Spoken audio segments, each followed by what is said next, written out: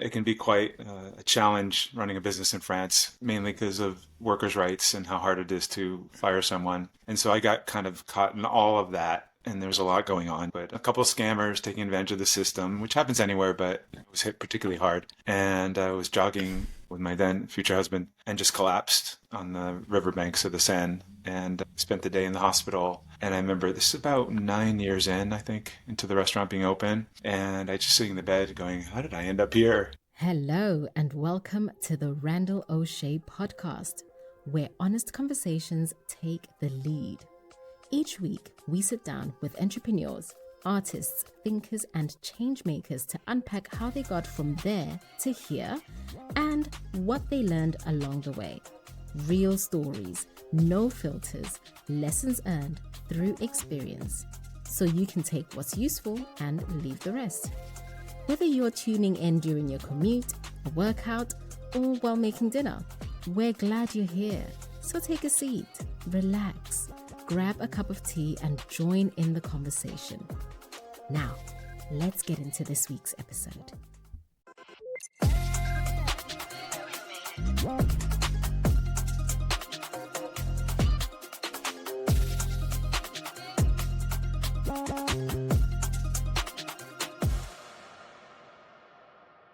Craig Carlson, welcome to the show. For the folks out there who don't know you yet, why don't you go ahead and take a brief moment to introduce yourself? Yes, it's good. It's great to be here, Randall. I'm actually originally from Connecticut and moved out to California to go do film school at USC, and that's where I thought my career was going. And as the book shows, there was a quick left turn, and I ended up in Paris, where I opened the first pancake joints, the first real American-style breakfast joints in the city, which now there are many. So we were the first. Good a place to start as any. The book is called Pancakes in Paris, and I read the book, inspired by the book, and I wanted to talk to Craig about that, so that's what brings us here today. But it was early 2000s is when you opened up your restaurant in Paris called Breakfast in America, but in Paris. What was the year exactly? So we opened actually in January of 2003, so Okay. We're coming up 22nd anniversary, which is amazing. Well, congratulations on the soon-to-be 22nd anniversary. And at that point in time, there weren't any pancake joints, as you referred to them, so you were on the forefront of that, right?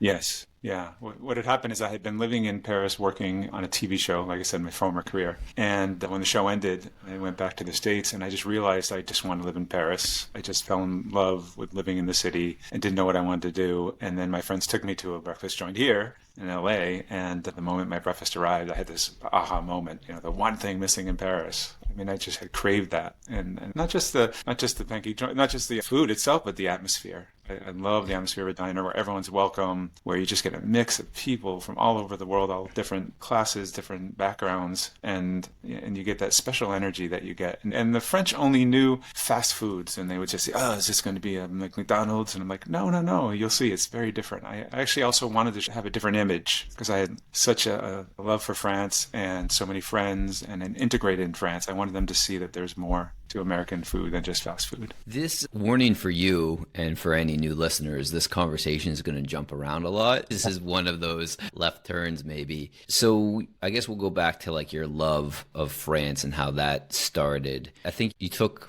French based on the book. You took Right. French in high school, part of an exchange program in high school. You stayed in France for a semester, a year, something like that. Is that right? Yeah, I think what was interesting when you do a memoir and you look back in your life are just those little moments that just changed everything. And so I think the French part is so important because it almost felt like there was destiny that I was going to in France because when I was in sixth grade, they came around and said, you have to take French or Spanish for seventh grade. And my father, he had wanted me to learn Spanish because it was spoken in our neighborhood. And I said, well, Spanish. And then the two popular kids in class, Anne and Dan, said, no, don't take Spanish. We're taking Spanish. And I was like, okay, French. And then boom, my life just changed from there. And by the time I got into high school, I had AP French, which allowed me to go to university, the first in my family. And I thought French was over. And then one night I'm in my dorm room and this letter gets slipped under my door. And I'm like, what is this? I run out, no one's there. I open it and it's an invitation to the Junior Year Abroad in France program. And that hadn't been on my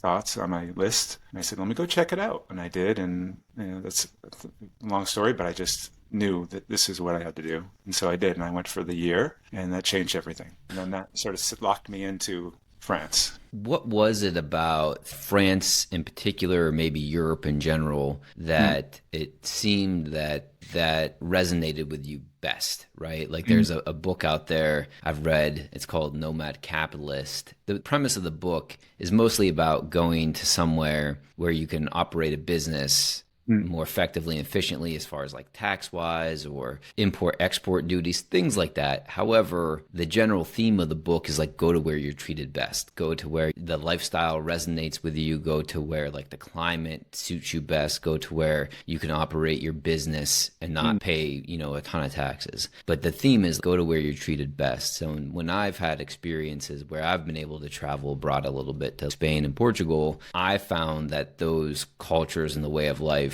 suit me better. And having that experience, I think, is a better way of life for me. And my objective, one of my goals, is to live there on a permanent to semi-permanent basis as I sit here today. But when you're junior year abroad in college and you were in France for the first time, what were some of the things that touched your soul of like, this is where I need to live? This is a lifestyle that's best suited for me. What were some of those thoughts, and maybe like compare and contrast a little bit? So many. I think first of all was quality of life, and just everything from the food to the culture. I found that in the States, to attain the quality of life that's very normal in France for the average French citizen, whether it be the quality of food, the quality of all around, the culture everywhere, the vacations, all these things, you had to be not in where I came from. I came from a very strong working class where you had to do 2-3 jobs, you barely made ends meet, and all the other things were just, honestly, my family food was just sustenance for the most part. And my dad, I used to joke, he would drink wine just to get the buzz, right? And he used to call it Kool-Aid with a kick. And there was never any sense of, just taste this and figure out. And if in America that would sort of be related to snobism and to, elite or whatever. But no, in France, that was daily life. So there was that just got me. And I just really first learned to appreciate cuisine and food there. I didn't have that growing up. And then, of course, between the museums and the architecture and the history, the history was a big one for me. And I think a lot of people that move abroad, they have a similar background where you feel like where you came from, you didn't feel quite you fit there. There was something off, And I would joke, was I adopted? Was I switched at birth? And I don't feel like this is where I should be. And I arrived there and it just felt like not home right away, but just connection. Speaking of Notre Dame just opened again, right? I just have an image burned in my head. It was raining and moody and people were out filling up at the cafes and just that sense you could sit for hours and hours and almost trying to push you out the door and turn the tables. And I looked up at Notre Dame. I was walking by Notre Dame and there's gargoyle just spitting out water. It was used as a gutter for the rainfall. And I looked at it and I said, this is 800 years old and it just connected with me. Like it was a soul connection, I have to say. Thank you for sharing. The food thing is interesting to me because I also love food. I love to cook. I've cooked in restaurants before. And I think from what I'm hearing from you is that regardless of class status in France, you can get good food anywhere and people appreciate that, whether you're on the bottom sort of the socioeconomic scale or the top of the socioeconomic scale, is everybody appreciates good food and they have access to good food, and it's just not subsistence like you grew up with. Is that fair point? Absolutely. Yes, absolutely. And that really, really struck me there. Even now, I see you go to a party and the cheese is out and the wine is out. And there's a little, sometimes a little affected or whatever. But there it's just normal. We lived with families when we went to France as a student. And my first family, they weren't the best cooks, but they always had fresh quality food that didn't exist in the town I was, or if it did, I didn't know where to find it, that's for sure. And they took the time at the table. That's the other big thing, that's why Thanksgiving sort of became my favorite holiday growing up, because I was like, the one time we're kind of sitting at the table and just for hours and enjoying. That to me was the epitome of cuisine, was Thanksgiving, because that's when there really was an effort to make something of tradition, something that had real taste. And so that became my favorite. And then for there, being in France, I'm like, oh my God, every week is Thanksgiving here, That's sort of how it felt to me. And the different courses and how it lasts for 2 hours and and just the variety. And then the regions. I mean, you go down all through France, and the working class or anyone will just tell, have you tried this? Have you tried that? You know, it's just, and they're so proud of that heritage. Everyone's knowledgeable. They know that you eat this before that because it digests better. You know, this is all common knowledge there. You know, like often the salad will be at the end of the meal. They say sometimes that helps for digestion, you know, things like that. I didn't know that. This is my opinion. It might not be your opinion. And why and where does America get that wrong? Who knows? I think part of it, I look back at my grandparents, and they were immigrants, and they would always talk about the Depression and living through the Depression. And I think just you kind of right away got into the mentality of the cheaper, the better, you know? And so I think a lot of it comes down to price, and people wouldn't want to pay a little bit more for something 10 times better. I think that continues. It's just the whole supersize and the big gulps and all that. You just like more and more and more for less, less, less. And that is vulgar in France. You know, it's just something that just, it's not seen that way. I mean, it's changing a little bit with the new generation, but so I think that comes from that. Whereas, and to be fair, I mean, other families, I had Italian-American friends. Oh my God, their mom and their aunts would get together and make these meals as if they were from Italy, you know? So there was, I do remember that. I remember thinking, oh my God, this is really good Italian food. But they had that tradition they saved with them, I think. And a lot of the cultures, my grandmother came from Poland, but we had her sister would make wonderful traditional Polish food. But that gets lost a lot of times, you know, when the immigrant comes over here, and it's just substituted by, you know, the 50s came along, TV dinners, look at all those old ads, convenience, you're working, or the housewife's home, let's make it convenient. You know, all these things happened that affected the quality of food. So I think pre-World War, people had farms and things were more able to garden to table, but yeah, I mean, from my experience in, say, like Spain and Portugal, it's that you have better access to better quality food and it's less expensive. I know European salaries are less than American salaries, but even like based on a European salary, I still think that that's a relatively less expensive circumstance to buy better quality food in Europe versus in America. One, I can't find the quality of ingredients here, not even in specialty stores. And if you have to go to a specialty shop, it's going to be very expensive. You know, again, my experience, I've been to France, but Spain and Portugal, Italy, I've been there. It's just anywhere. Like your local convenience store that would be compared to maybe a 7-Eleven has fresh bread and they might bake it there. And they have cured meats and not like Slim Jims. I think not to go too far down this rabbit hole, but I think culturally, maybe it's a capitalism thing. I don't know. But it's certainly a lifestyle thing where we don't, again, my opinion, I don't think that we take the time to like have that experience. And I think part of not taking the time is that we're not afforded the time because, you know, we're working 40 hours a week for somebody else. We're commuting 2 hours a day. So that's, say, commuting an hour a day, total round trip. That's 50 hours a week that's devoted to somebody else. I used to work with people in Europe and they would always joke that I didn't take time off because I was in America. And like, guess what? I didn't. Like they were always on holiday and I wasn't. I think American culture, hustle culture, or whatever it is just about grinding and to put in the work to get yourself from where you're at to where you want to be. But I think it's a false premise that doesn't happen. And maybe this is a good segue into something else I wanted to cover with you is I think you mentioned it in the book that you had to go to Paris, France to live the American dream.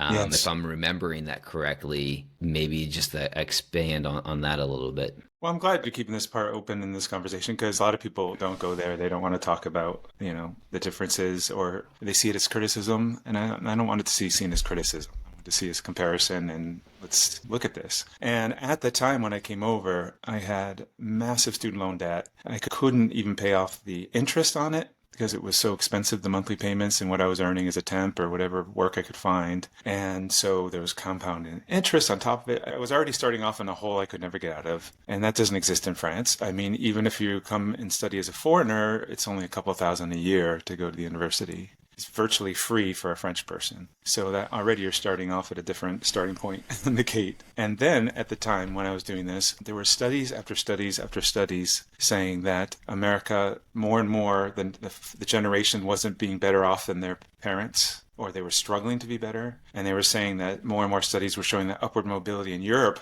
was better than it was in America. And I certainly could attest to that, because once I was there in France, it all just started coming together, and I realized my dream there, my American dream of being a successful businessman and all that, but in a country where there really was more upward mobility. And we have to face this. This is a problem in America. And my husband, he's French. He went back to school for this program to get a master's in business. I think it cost him $300 a semester or something like this. It's one of these programs people come from all over the world to be a part of, because it is such a well-respected thing. And so there's certain things, certain fundamental rights, if you will, in France that they don't see should be profit-based, which is education, health, etc. So healthcare. And for the American listeners, that's 300 and not 300. Sorry, euro. No, it's euro. Oh, yeah, but 300 euros, not 300,000 euros. Exactly. To clear that up. Yeah, I never thought about it in the upward mobility sense, but you're putting words to a feeling that I have. One of my aspirations, again, is to figure out a way to get to Portugal or Spain. I'm a big fan. I was in Lisbon for 3 weeks a year or so ago, and I really enjoyed Lisbon for many reasons.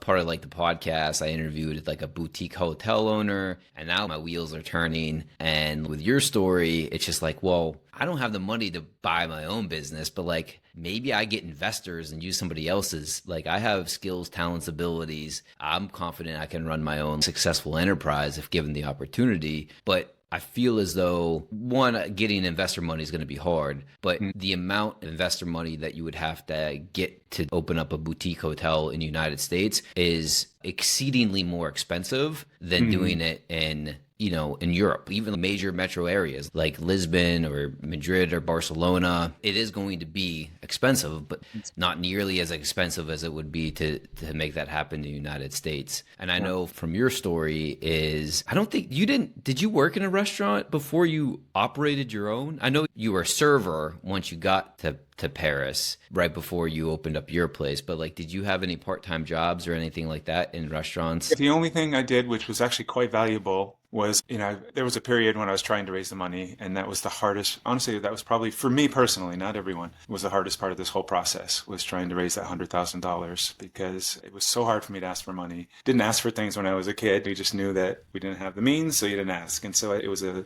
barrier for me. But I was talking about it all the time, hoping people would say, oh, I want to invest in that. I would hope that I could tempt them to voluntarily. So I get all this all the time. You need to talk to my friend who did this restaurant or that. And there was a French restaurant here and not far from Pasadena called Café Beaujolais. And I went over there, and they said that my friend said you have to meet the owner. And he laughed. The first thing he laughed is I had a restaurant in Paris. I'll never do that again. Ha ha ha. Okay. Foreboding, a little foreboding. But speaking of vacations, he had started his restaurant. I think it was his 3 years in. He was finally ready to take a month off in August and go back to France. And so he said, come on over and just work with my staff, just see how the whole thing goes. It really was a crash course, and it helped because the entire staff was French. So I was speaking French. That was the French way of things are done, the way you talk to each other, what's your priorities, the service, right? All these things. But that was pretty much a crash course. Then when I got to France, I got a summer job, again, through a contact in a French restaurant that used to have 1 star, Michelin star. So pretty nice restaurant. And that was another way to crash course. And that one brought another level to the whole thing, because I got to see more of the numbers and the deliveries and all the logistics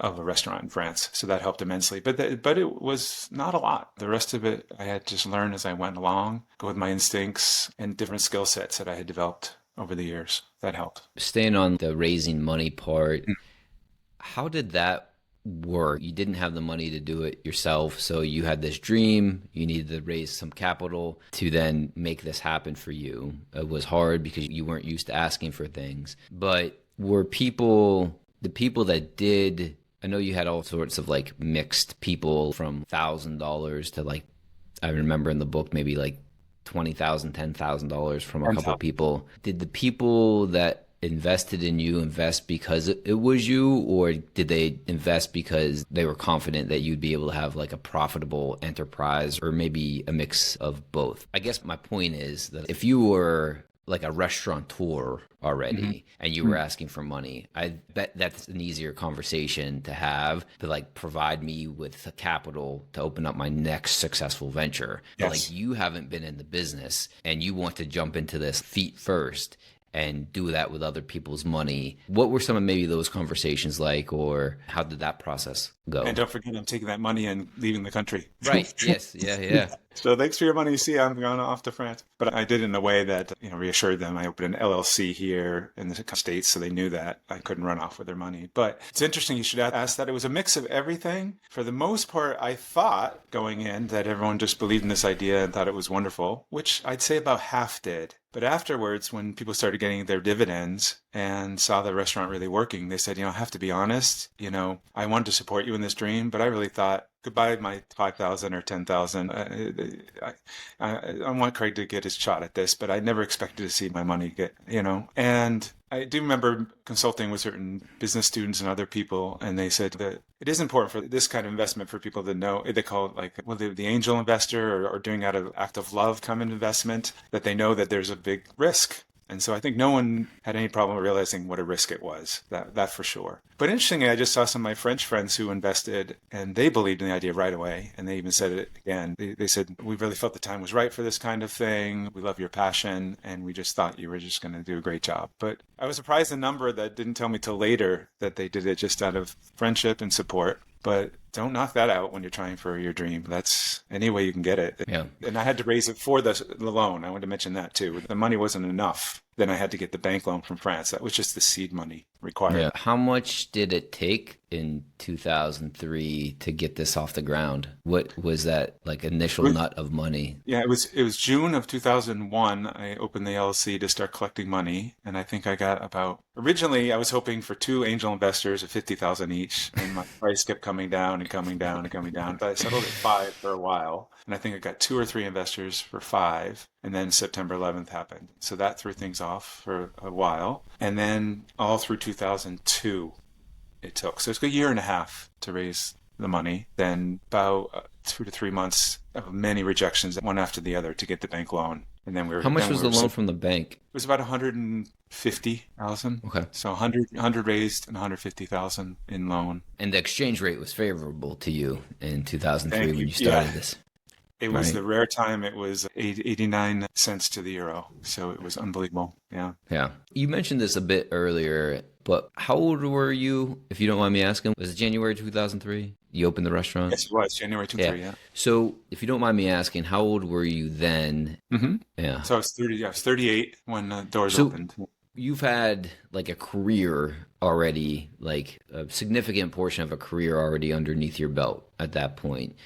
Career with a very, very small C. Struggling in Hollywood for many years. Yeah. How did some of those skills, talents, abilities, and then you mentioned this a little bit already, your professional network that you've developed prior to your restaurant venture help you with your restaurant venture? The skills you developed, how did those help you do what you were doing? How did your professional network that you developed prior to going to France to open up your restaurant help you get to where you ultimately are at today? I think a lot of it was I was a latchkey kid, so I had to take care of myself, and I kind of learned quickly how to survive, and also became very, very resourceful. So I could take that 100,000 and really get my money's worth. I could look at where I had to spend the money and where I could get creative. And that's where Hollywood helped a lot. I'll give a perfect example. So the first location that I thought had to be the right location fell through. That was a failure that we can talk about afterwards that turned out to be a good thing. But the location we ended up with, it needed major renovations as well. And one of my investors, a French animator, came by, said, I used to be an architect. And he said,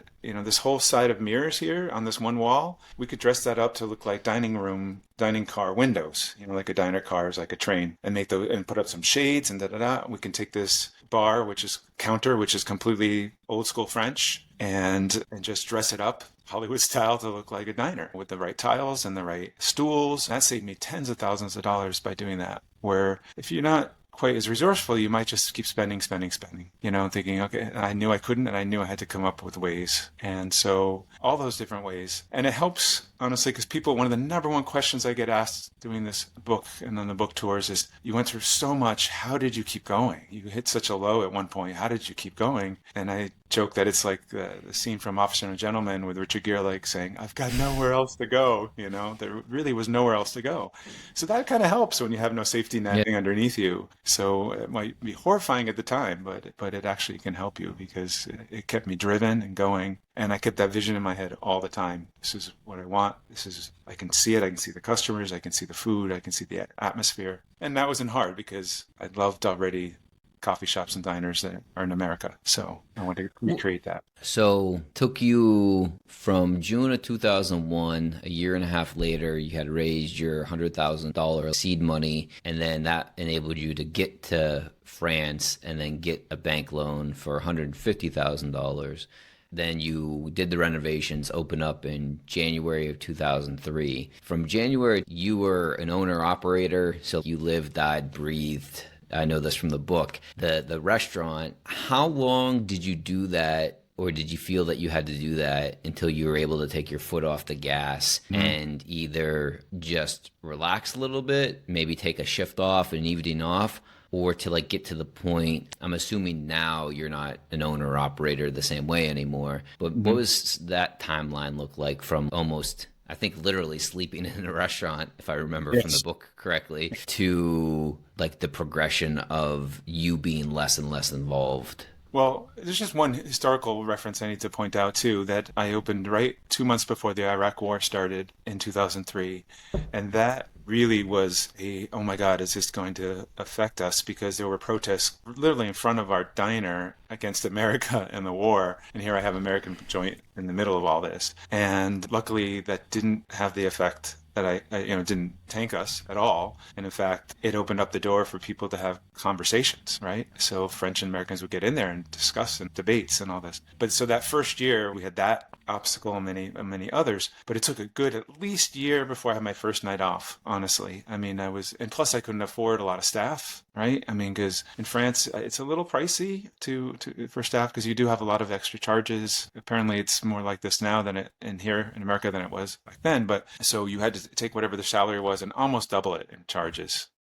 So I had to be very careful there. And so I slowly started hiring people. And as you recall from the book, it's very hard, if not impossible, to fire someone. So you have to be very careful when you hire and you get the right person, because that can be a whole nother thing, another nightmare. So I do remember I had this wonderful, wonderful server. Her name was Kimmy. She's from San Francisco. She was an architect student, my age, so mature. She said, Craig, you have to have a night out. Go on out. I'll take care of the restaurant. And it was so hard. I never had kids, but I imagine I hear my friends say when they first leave their kids on the babysitter, they keep calling. They want to call every 5 minutes. That's how I felt. It's like everything okay back there. This became my baby. And just a little side note for all you film fans out there, the film I went to go see was Casablanca. And in the scene, here I'm just kind of enjoying the movie. And then all of a sudden, the corrupt commissioner comes in and shuts down Rick's Cafe. And his money man and he's asking him, how much can we survive being closed? He said, 2 weeks. That's it. And we're done. And I went, oh my God, Rick's place is crowded every night. And now all he could do is 2 weeks and he's out of business. What if something like that happens to us? What if we get shut down? Oh my God. And then just to say that moment, I saw for the first time the real risk I took. It was like being on the high wire and then suddenly looking down and going, or I compare the coyote and the roadrunner, when he finally realizes in the air. That's what the feeling was like. And it took me a little moment to just relax and go, okay, no, we're good. The restaurant's still going. We're all right. And everything was fine when I got back. So that was a turning point. That was definitely a turning point. So, almost 22 years later, are you still like owner operator, or are you just owner at this point and you have somebody else run the restaurants for you? Well, actually, I am now more just consultant / the face of the company. I no longer run it. And these 2 French guys came in and they have taken over all operations and everything. And so if you go, you'll still see my picture on the menu. I still involved heavily with the press and I help promote. But no, that finally, thankfully, I've moved on from that. But I still feel very much it's my baby. How long did that take for you to get from January of 2003 to the 2 French individuals that run it today? Almost 20 years, 19 years. Yeah. 19 years.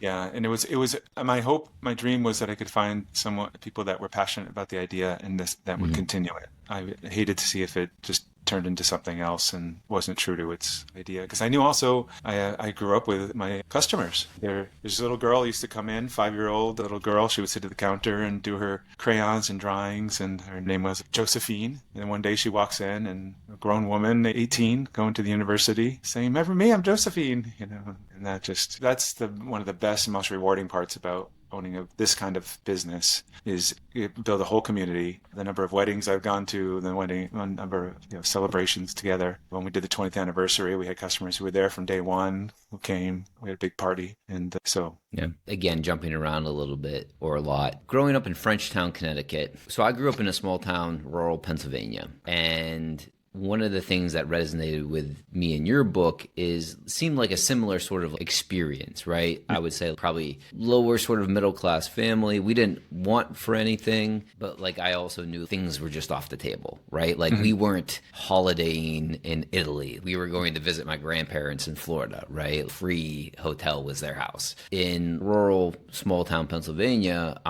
I wasn't exposed to things, right? Wasn't exposed to people driving luxury cars.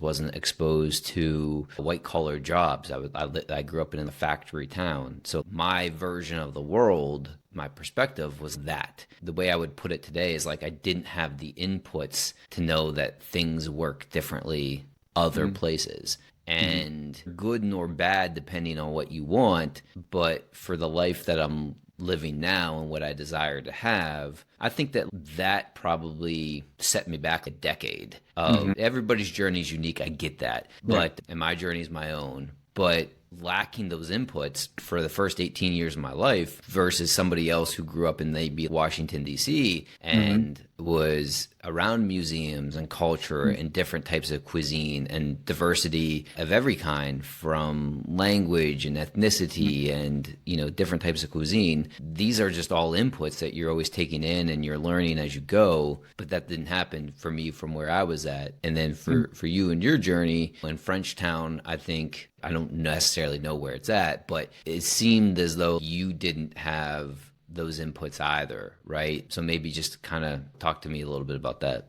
No, we definitely have that in common. And what's ironic is I went back and when I did my book tour and I went to different university towns, there's I'm just drew a blank, but there's a university town where Smith College is, right a few miles from my house, where you could have all that culture, all that education you wanted. But I had no idea it was been just a few miles from me. I think for me, what made me opened up my world to possibilities first was film and going to escaping in films. I would walk to this cinema that was on the other side of town and just sometimes sit there and hop into 2 to 3 different movies. And that got me dreaming of things. And I think that's how my eventual moving out to California happened. That opened so many doors. But certainly when I got up to where the University of Connecticut, for example, started being around people who came from that background where things were, they already had it started out several steps ahead. Some of them I found would be real blasé about stuff, And I was like, how can you be blasé? Oh my God, just the idea of going to Europe and traveling around and to take that for granted. I think you have to be thankful. I'm thankful that I came from that background, because I can't imagine ever being. Everything is just always going to be wow, wow, wow. But I do think of people who have a far harder challenge. Connecticut is a state that's a nice state, nice culturally, but I know so few from my own class that did what I did, and it's wonderful to stay home in your town and whatever, but that just wasn't for me. And I know exactly what you mean. And it was hard sometimes sometimes is to feel part of those crowds that start off with advantages. I think a lot of people struggle with that. I think that hits on your point from earlier about like the upward mobility. I desire to have, it's fine if you want to stay in your hometown. If that's where it suits you best, go ahead and do it. I think from my experience, there's a lot of people that want that upward mobility, but the barrier to entry is so high, they get frustrated or they're not willing to put in the work to do it. But like US versus Europe, upward mobility seems to be more achievable in Europe versus in the United States. Just a few examples. Yes, the United States is huge compared to like say France or even all of Europe. But like I got a sweet Airbnb in the heart of Lisbon for 99 euros a night. You can't get a hotel off the random interstate exit somewhere in middle of USA for less than $150, right? Exactly. Like it's considerably much more expensive here. You can get flights from, I don't know, anywhere from Portugal to Spain or Italy to Madrid, whatever, for like, less than 100 euros. You can't fill up your gas tank in your car for that much, depending on where you live in the US. It's just, I do think that there's a real valid point about the upward mobility being more achievable. Still hard for like the Europeans out there. Like, I'm not saying it's easy, everybody can do it, but comparing and contrasting, I do think it's much more burdensome in the US to achieve those things, and I think that's aligns with your journey as well. Right.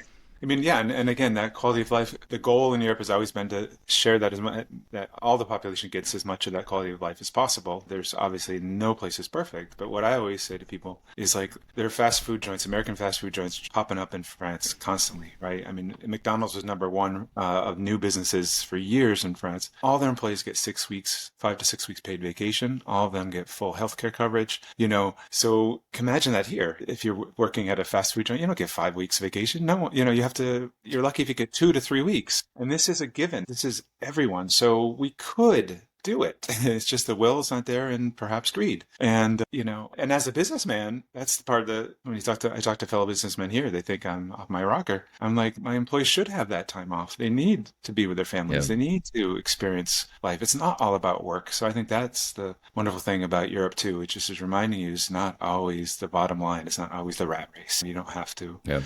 And on the other side, it's been criticized. I think there's some validity to it, that ambition there is sometimes not is seen as dirty and bad. And when it's a little story, when I put my business plan together, I had it down as my first restaurant and all the numbers were in there. And to make sure it was good, I gave it to a business student, MBA student. He said, "Oh no, you're thinking too small. You have to have like 50 restaurants by your first year and 200 by the second." He just had these crazy numbers. And I bring it to the bank in France. And they go, "Mr. Carlson, we love your idea and everything, but why don't we just start with one restaurant? We'll just get one open and then we'll worry about that later." So that to me was a contrast of, we just want so much here sometimes, where there it's like, what's enough? Yeah. I think that's, yeah. I like that enough. Side note, my first corporate job was for a large US bank, and this is post like getting a bachelor's degree. So investing in this opportunity.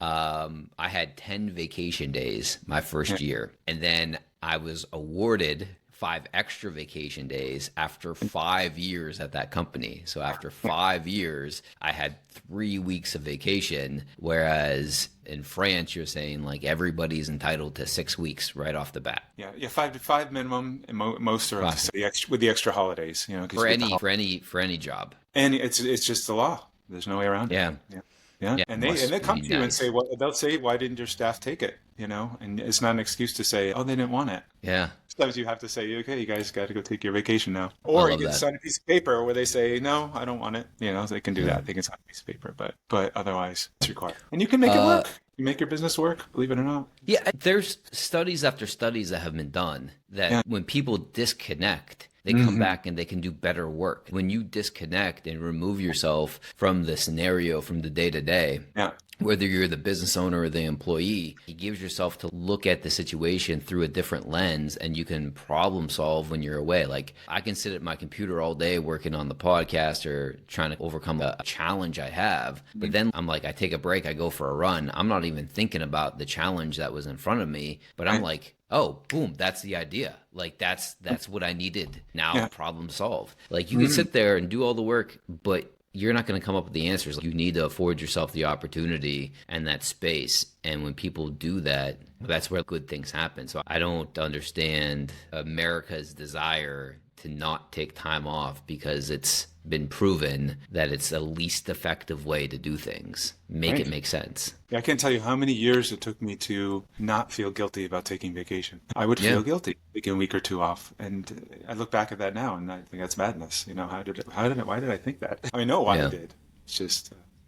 I had a job once where I was commuting 2 hours a day round trip. And it was a good job. Long commute, but it was a good job, good opportunity for me. But after a certain point in time, I just became like numb to that's what I was doing. And then I did this for multiple years, and just like happenstance, I had scheduled 2 sort of vacations in July. I forget what year. It was in July though. And the first week of July I went on like a family vacation, and then to the second, like middle half to the end of July, I went on a trip with my friend. And so the first week I had taken vacations, I guess, prior to that. But the vacations I had taken were just a week, just a week. And I went back and I did the same commute. Everything felt normal. But it wasn't until like that July, where I was off more days than I was actually working, that I came back from those trips in August. I'm like, this is madness. I do this every day. This drive is painful. And it was just like, I needed more than 5 days away for it to kick in, to be, you've become numb to this routine. You've become numb to investing,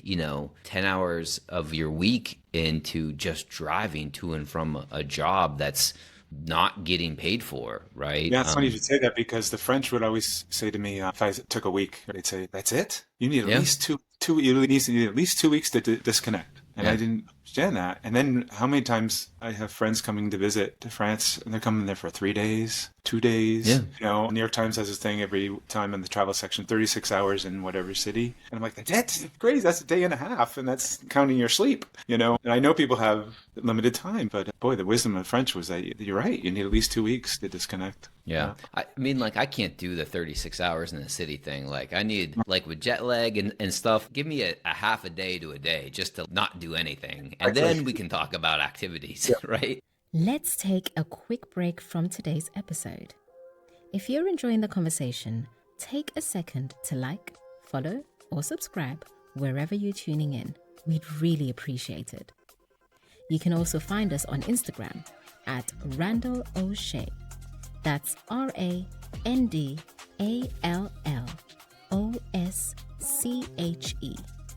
And check out more at podcast.randallosche.com, including show notes and other resources from today's episode. All right, back to the conversation. So, Pancakes in Paris, and I know you have another book that's called Let Them Eat Pancakes, I think. So, talking about the first book you authored, how did you decide to write the book? Like, what was the genesis of that idea? And then talk to me a little bit about your writing process. Okay. Yeah, there were 2 moments that pushed me to writing the book. And the first was mentioned earlier. It can be quite a challenge running a business in France, mainly because of workers' rights and how hard it is to fire someone. And so I got kind of caught in all of that. And there's a lot going on. You'd have to read the book. But a couple of scammers taking advantage of the system, which happens anywhere, but it was hit particularly hard. And I was jogging with my then future husband and just collapsed on the riverbanks of the Seine, and spent the day in the hospital. And I remember this is about 9 years in, I think, into the restaurant being open. And I just sitting in the bed going, how did I end up here? Like literally, and also this whole history. And so that was the first genesis of it. And then also at the same time, became aware how many people were always asking me the question. They'd come in, they go, "Oh my God, how did you start this restaurant? Did you have any restaurant experience? Was it difficult? Was there anti-Americanism? Was there are the tastes different from the French to the Americans? Did you have to adapt the food?" I get tons of questions. And I say, I'm going to answer all those questions in this book. And so that's what motivated me. And then I had a background as a writer as well. And fun to do full circle, to come back to one of my passions that I had put aside for a long time. And so the process, a little bit like my restaurant, I started doing research, asking friends who had published, and they said I had to put together a book proposal and some sample chapters. And so I did that, but I wasn't quite happy with it. And so I went to a writer's retreat up in Pacific Grove, which is up by Monterey, California. And there were 2 agents there. And the first one, I met with her, and she closed the door and she said, "I read your proposal. If I had received this, I would have done a dance in my office. I want to represent you." I was like, whoa, that's cool. And then she goes, "But don't tell anybody." And just then my phone buzzes. I look down at it. It's the other agent saying, "Meet me at this cafe in an hour. I want to talk to you." And I go see her and she's like, "Don't tell anyone, but I want to represent you." So suddenly I went from, just wanting to work on my proposal to having 2 agents who were interested. And that was a luxury decision, which one to choose, because it was hard and they were both good. And so the process then was just outlining. Not everyone does this, but I felt it was really important to outline the story, to connect all the different elements of it, and to tell it so visually. That was really important to me, that you could see it happening before you, take you on this adventure. And to me, the worst is to be boring and to have a draggy spot. So I just really wanted to make it, pep, pop, and take you on the journey with me and feel everything that I felt on this roller coaster ride. And that was especially the first part where I do talk about my background and had to visit some uncomfortable times in my life. That was very, very hard because I felt a bit vulnerable. I was exposing a lot of myself, but I felt it was important for the journey, to show the journey of the character, the journey of the story rather, and the arc I had to take. Great book. Like, really, I mean, that's why we're here, but really kudos to you for accomplishing that. When you were writing it, did you kind of clear the decks and say, like, I'm focused on writing this book now and somebody else can manage the restaurant? And that was like your primary and only focus? Yeah, absolutely. I had a decent manager at the time who I could leave for a few weeks at a time. Afterwards, it would start, I had to get back. Things would start going a little bit off. And so a lot of it was done in this one cafe in the Fifth, where they knew me and let me stay there for as long as I want, near a big aquarium with peaceful fish swimming in front of me. And I put on my headphones and just work and work and work. I also did some of it coming to California. I would just get away from there, have a little distance, and I did a lot of the writing there. But it was in big chunks of time away from the restaurant. And I was thankful I had someone to keep an eye on things. And then also by that time, my future husband, we had been together since 2006, but he helped this second restaurant and started running that. And he ended up running the second restaurant for 10 years. So. Yeah. Is it just the two Breakfast in Americas now? No, the third one just opened. And check it out. Go on either Instagram or Facebook. Instagram, they're posting quite a bit. And these French guys, I have to say, one of the many things they came up with that I can't believe I didn't come up with is my first restaurant's in the 5th arrondissement, which is the Latin Quarter. And I ended up calling it Breakfast America. BIA is the slang everyone uses. BIA 1. And then the Marais, which is another popular area in Paris, was BIA 2. And they were like, wait a minute, why don't we call it BIA Latin Quarter, BIA Marais? And I was like, wow, why didn't I think of that? Amazing. People are like, oh, I'm going to one of the Marais. So guess what this one is? This number 3 is BIA. So it's like, wow. It's right off the right around the corner from it, over by where a lot of the embassies and all that are. So they're getting a lot of that clientele. And so, yeah, it's doing quite well. Awesome. They just did Thanksgiving. They did Thanksgiving in all 3 restaurants, sold out for every seating. And in fact, they had to do a whole extra set of seatings on Friday. Yeah. Which is another, I really appreciated that part in your book where you did the Thanksgiving and you had to bring back the cook and she knocked it out of the park. Yeah. I think, but what would, this is way me where you can get selfishly of me, but if you were to give me advice, right? If I said, Craig, I want to open up my own business, say whatever it is, maybe a restaurant, maybe a boutique hotel in Europe, think Portugal or Spain, and I don't have the money to do that myself. What would some of the steps be that you would tell me to follow to make that happen, to live my American dream, but to go to Europe to do it? And you're saying you don't have the money to get it started? Correct. Saying? Would you be open to finding investors and that kind of thing? Yes, absolutely. Yeah, then I think that you have to find the money somehow, or you max out your credit cards or something. You have to find the money to get started. And I think, I've spoken to a lot of business schools who've come over, and I did say that it's a hard one to find. But to me, human nature sometimes is you have to learn by getting your hands burned on the fire kind of thing, instead of being told, don't touch that, and you do. I'm not tooting my own horn here, but I wanted to learn from other people's mistakes as much as possible so that I didn't do it. So I would really listen, like, what did you do wrong? What messed up? What didn't you foresee? And so that helped me through so much. So I would give that advice. Just really listen to folks, because one of my cooks wanted to open his own restaurant at some point. And I said, okay, cool, I'll help. And especially with the business too, it's easy to get hung up on the glamorous part of it. I'm going to open my restaurant. I'm going to have live jazz music. I'm going to have models as servers, all that kind of thing. I go there and I'm like, where is the poubelles? Where's the garbage part? Because I know restaurants every night, 2 to 3 of these things go out to the garbage every night. You're like, what do you mean? And I said, how are you going to run a restaurant? Oh, well, this wasn't that kind of place, so there's no place for that. But there's garbage bins across the street, and I'll just at night when no one's looking, run it. I was like, no, you can't do that. But he didn't want to hear it. He was just, and you could just see disaster coming. And I like to think that I wasn't like that. I would go like, oh shit, thanks. Thank you for pointing that out, And that's a big, big, big one for me when you're doing this. And then out of that is just the non-sexy parts. Love that much as the sexy parts of a business, because the real nuts and bolts, the stuff is just part of the thing. And so be prepared for that. And the other one, of course, is just stay focused. Just envision it, see it any way you can to make it real. That has amazing effect on so much around you. People want to work with you. They want to be part of it. They're willing sometimes to do it cheaply or help you deferred, whatever. There's a lot of that I got in the beginning too. So much was supplied by the companies for free for me to get me going. So the deals you can make are pretty good too. When you took the investor money, you had an LLC, you formed an LLC for the restaurant, and then you would have had to open up a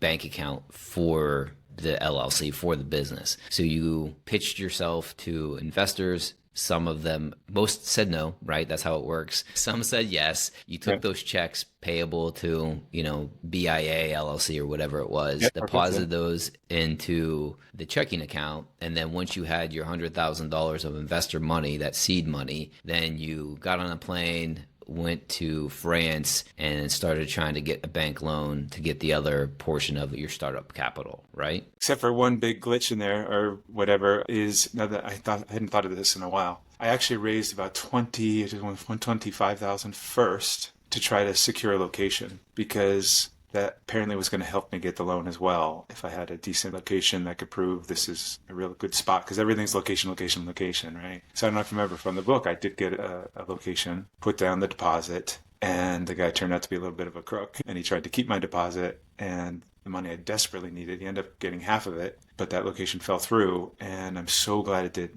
because that place stayed empty for years. I think it turned out to be a money pit. There was architectural issues, and everything. So I went back with even less money and had to raise again. So technically, actually, I went to the bank with about 90,000, but with that exchange rate, it got me over that edge to 100. But there was that middle thing where I didn't foresee that coming. I thought I would just get the 100 and go, but they were like, no, it really helps if you get a location. And so then once I got this real location that it is now, I think it took only 3 or 4 rejections and I got accepted. One of the questions that I like to ask is what your favorite failure was. Would that be maybe one of your favorite failures along the way, that first location didn't work out for you? Yes, that was definitely one of the best failures, because also when I talk with other restaurateurs, they said you would not believe how common that is. And I don't know why the universe does that, but they give you a location, you think it is the one, the only one, there can't be anyone but this one, and it falls through. And then you get something else and you go, oh, really, this is very common. And so, but at the time, I didn't expect that. And probably, this is a weird way to look at it, I suppose, but the fact that the Hollywood career didn't quite take off like I had hoped allowed me this whole other life I don't think I could have come close to having personally.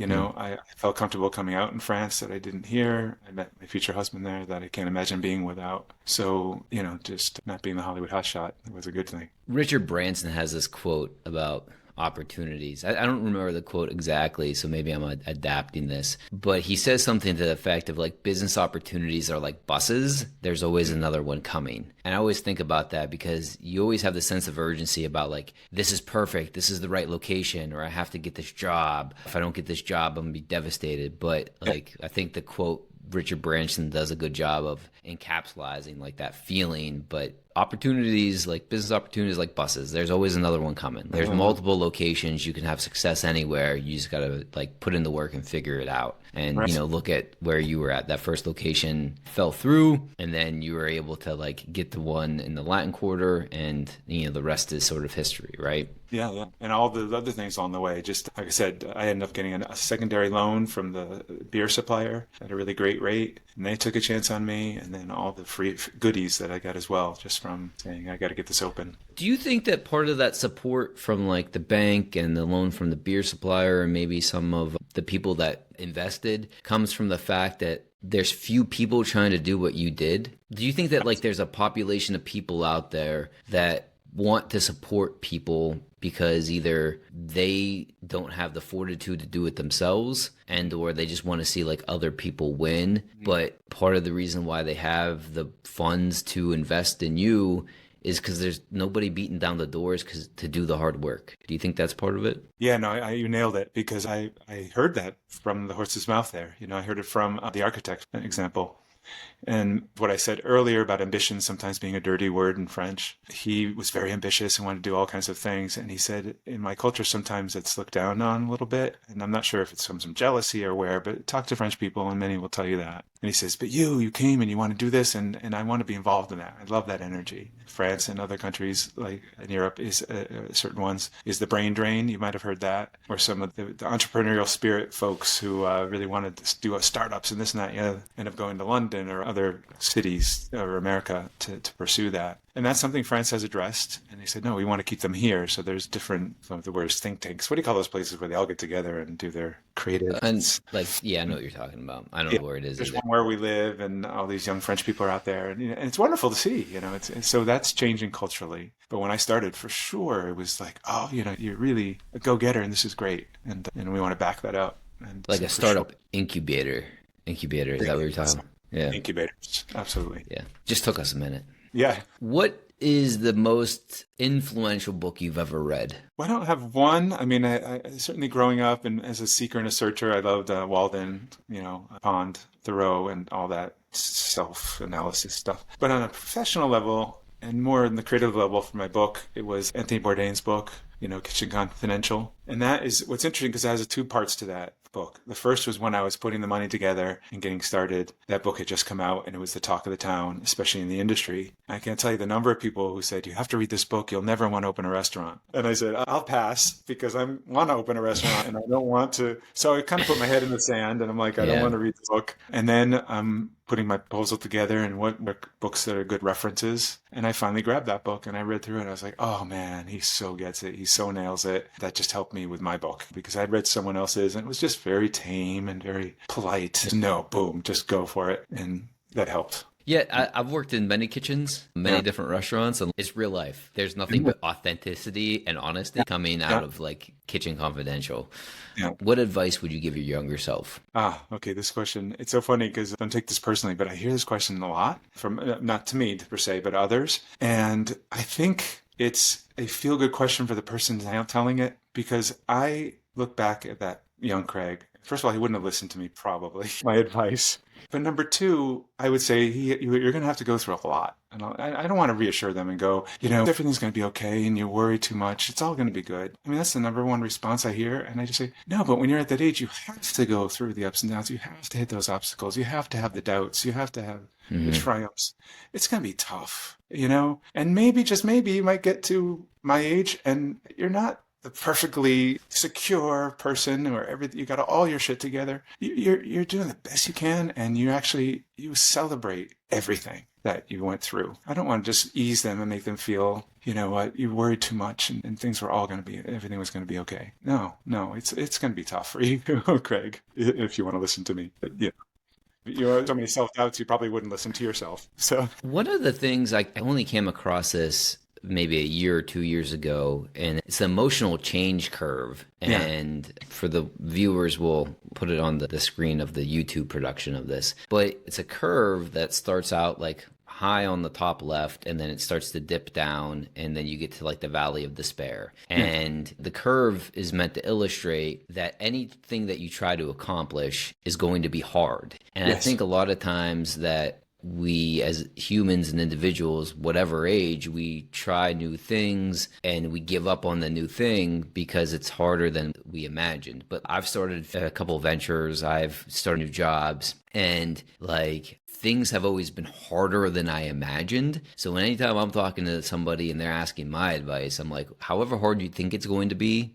double that feeling in your mind. It's going to be that hard. And then I came across this emotional cycle of change curve, and it starts at the title for like the top of the curve where you're at the high point on the top left is uninformed optimism, where it's just like, oh, I want to own a restaurant. Like I have never worked in a restaurant, but this looks fun because I read Anthony Bourdain's Kitchen Confidential book and I'm sure I can do this. But then once you start trying to raise money, once people start saying no, once you start working with architects, once you start working with like, the contractors who don't show up on time to like finish your project on time, you start getting metaphorically like punched in the face, and it doesn't feel good and it's hard. Now, at the very bottom of this, they called it the valley of despair. we're at your lowest moment. And somewhere on the curve, when you're headed down, when the curve's, trajectory is down, a lot of people quit. Like they'll quit that journey because it's hard. They start to realize that it's going to be hard,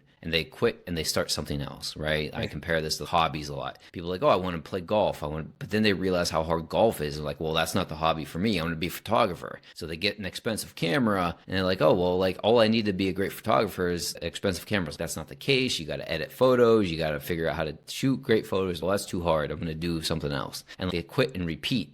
But the only way you get to success is if you ride that curve all the way down to the valley of despair, and then you ride the curve up to the top right.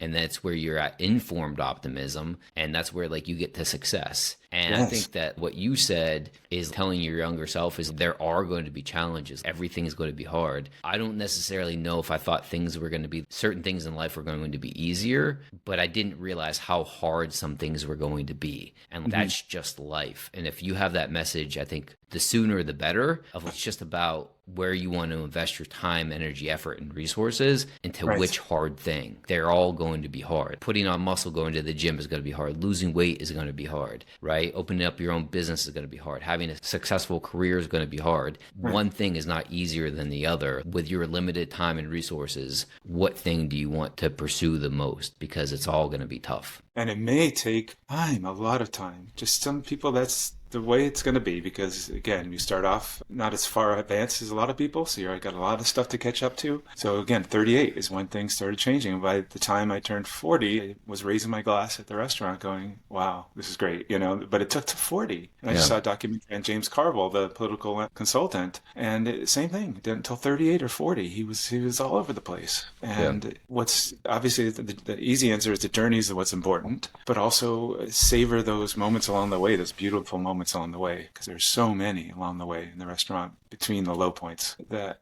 just make it worth it, But yeah, absolutely. What you said, that's my whole journey there. The lowest point, first optimism, lowest point. Like I said, I had no cushy place to go, so I had to keep going. If I had a cushy place, would I have quit? Maybe. I don't know. Yeah. I would like to think no. I'd like to think I was tough enough to keep going. But absolutely. There was one point in your book where you got advice from your friend Deb, I think. And she said at one of your low points, I think, someday your life will all make sense. And I wanted to ask, does it? Does it now? Oh, completely. And in fact, that would probably be the short answer to my younger self, is that someday your life will make sense. Because, it's just, God, why do I get so close to this? And it just always falls apart. I don't want to be the Lucy in the football thing, but every single time, what is the universe trying to tell me? What is this? And then in the process of writing the book and looking back and putting the pieces together and saying, oh, okay, that's why that happened. Oh, that's why this happened. And it all brought me here. And so, it makes complete and so much more sense now. And in fact, it's so wonderful because it's also liberating, because you can just let go of all those chips on your shoulders and the things that, you blame your family. My mom had this mental illness and that, but you accept it. And then in fact, you might even have sympathy and empathy for that. It also just takes off all the stuff you were using as excuses to keep you down. You just let go and forgive and all that kind of thing. It's just liberating by just having that life make sense afterwards. It's like they were doing the best they could. All those things, Yeah. As we wrap up here, the one last question for you, but before I guess we get to that, anything that we covered that you want to circle back to, or anything that we didn't mention that you want to make sure we mention before we cut it here? Geez, we covered so much. I can't really think of anything. I think for young people and young people watching here, I really always say, please, please, please, please take a backpack through Europe while you can, because there is only a small window. Most people have. And I have a nephew in the family. We so wanted him to go. Julian and I, as his uncle, come on, we'll help you out even on this. And before you know it, 3 kids later, it never had the chance to go. And so for young people, I would say,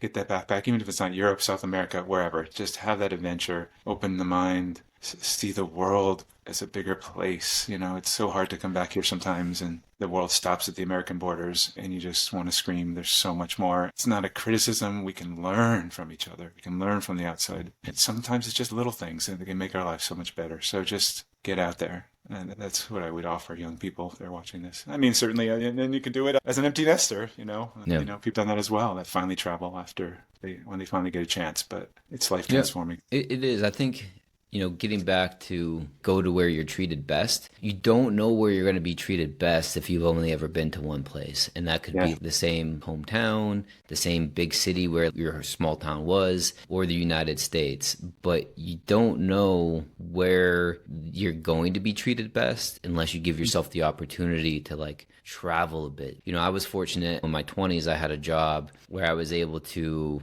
traveled to other cities, right? And that really opened up my eyes a lot that I was able to go to West Palm Beach. I was able to go to Charlotte, North Carolina. I was able to go to Orlando, Washington, D.C. multiple times. And it was just this is pretty cool. I remember quite vividly being in Washington, D.C. I was leaving the office for the day. It's wearing a suit, walking down the sidewalk. And I was I feel great.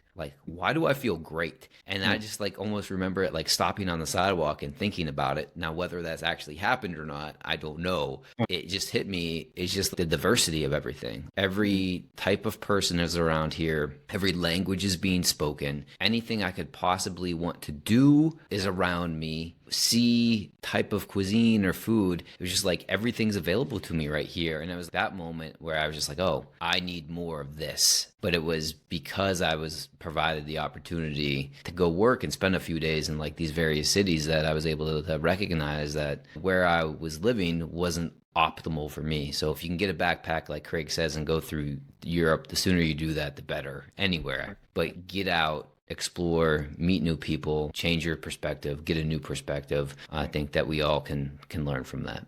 What you said there, my God, fits Paris to a T. My first time in Paris, from all the different friends I made from all over the world, all the languages, everything. Just, beautifully said. For the people listening or watching that want to check you out, where do you hang out online? What websites might they be able to go to see you or the restaurant? Yeah, Craig Carlson, author. There's the webpage, but mainly Instagram and Facebook. I'm more of a Facebook guy than Instagram. And the restaurant itself is breakfastinamerica.fr. And they also have a great Instagram page. You'll get to know Denise, who's been there with us forever. And she's the head server / manager now. And boy, is she a force. Loves to dance around the diner and meet people and get them laughing and having the times of their lives. You'll feel her energy. She's quite ambassador of the restaurant, to say the truth, say the least. Excellent. And check out my books, of course. Just to mention, the Pancakes and Pancakes is a New York Times bestseller, so I'm very proud of that because I know that'll be on my obituary at some point. So check it out. Excellent book. I think I've already gifted it to a few people. My one sister and I have conversations about growing up in a small town, and your book resonated with me, so I knew it would resonate with her. So I got it as a Christmas gift, I think, for her the 1 year. And yeah.